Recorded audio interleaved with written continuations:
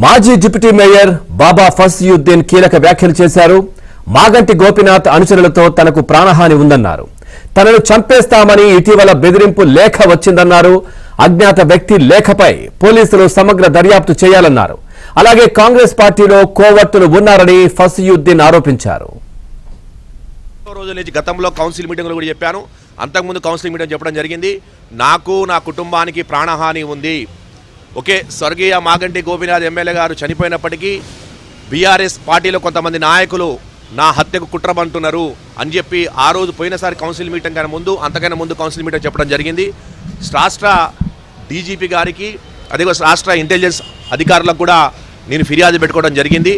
ఎందుకంటే మా బోర్రబండ డివిజను ప్రాంతం మొత్తం కూడా ఎక్కువగా అన్సోషల్ ఎలిమెంట్స్ ఎక్కువగా ఉండే ప్రాంతం. అక్కడ ఇబ్బందికరంగా ఉందని చెప్పి ఎన్నోసార్లు అర్జీ పెట్టుకోవడం జరిగింది. పోయినసారి కౌన్సిల్ మీటింగ్లో కూడా చెప్పడం జరిగింది. నువ్వు ఆ రోజు కూడా పత్రికా విలేకరుల అడిగిన సమాధానాలకు సాక్షిగా చెప్పడం జరిగింది మీడియా వేదికగా. నా ప్రాణానికి హాని ఉంది, బోరబండ డివిజన్లో అన్సోషల్ ఎలిమెంట్స్ ఉన్నారు, ఒక కుట్ర కుతంత్రం జరుగుతుంది, వెంటనే నాకు భద్రత కల్పించాలి, వెంటనే నా కుటుంబాన్ని భద్రత కల్పించాలని చెప్పి ఆ రోజు కూడా చెప్పడం జరిగింది. ఈరోజు కూడా 19వ తారీఖు రోజు రాత్రి మా ఇంటికి ఒక ఆకాశరామన్ ఒక అఘాత పేరు ఏమీ లేకుండా నా ఇంటిలో లోపల గేట్లో ఒక లెటర్ తీసుకోవడం జరిగింది.